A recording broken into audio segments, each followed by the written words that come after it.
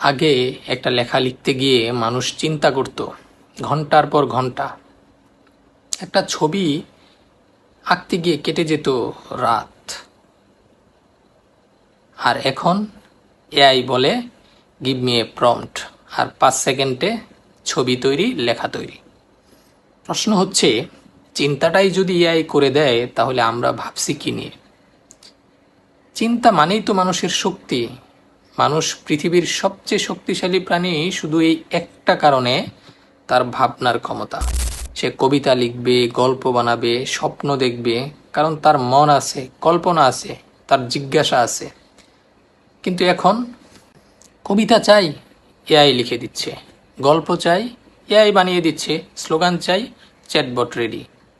দ্রুততা আমাদের ধৈর্য কেড়ে নিচ্ছে।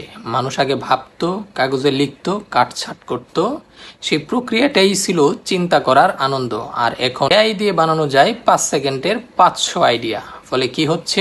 আমরা ভাবতে চাই না, কারণ এআই আমাদের হয়ে ভেবে দিচ্ছে। চিন্তা করার ক্ষমতা যেন অলস হয়ে যাচ্ছে আমাদের। চিন্তা যখন কৃত্রিম হয়ে যায়, আপনি একটা লেখকের নাম বলেন, এআই তার মতো করে লেখা বানিয়ে দিল। আপনি একটা মুড বললেন, এআই সেই মুডে ছবি বানিয়ে দিল। কিন্তু আপনি নিজে আপনার মাথা, মস্তিষ্ক ঘামালেন না। আস্তে আস্তে আমাদের মন রিসাইক্লিং মেশিনে পরিণত হচ্ছে, যা অন্যের চিন্তাকে ঘুরিয়ে ফিরিয়ে ব্যবহার করে। আমরা এখন শুধু ভোক্তা, চিন্তাবিদ নই। টিকটক, রিলস, শর্টস সব কিছু এখন দ্রুত খাও, বেশি ভেবো না। এআই দিয়ে বানানো ভিডিও, লেখা, মিম শুধু আমাদের খাইয়ে দিচ্ছে, কিন্তু আমরা আর কিছুই বানাচ্ছি না। আমরা এখন কনজিউমারে পরিণত হয়েছি। এই অবস্থায় কি বিপজ্জনক? অবশ্যই বিপজ্জনক। কারণ মানুষ যদি ভাবতে ভুলে যায়, তাহলে সে প্রশ্ন করাও ভুলে যায়। প্রশ্ন করা ভুলে গেলে মানুষ আর স্বাধীন থাকে না। এআই তখন শুধু সাহায্যকারী নয়, হয়ে যায় নিয়ন্ত্রক। একদিন এআই বলবে কি ভাবতে হবে, আর আমরা শুধু মাথা নাড়ব। তাহলে কি এআই আমাদেরকে বন্ধ করে দিতে হবে? অবশ্যই না। এর ব্যবহার বন্ধ করতে হবে না, শুধু ব্যবহারটা হওয়া উচিত সীমিত, বুদ্ধিদীপ্ত আর মানবিক। এআই হোক হাতের কলম, মাথার ভেতরের চিন্তা নয়।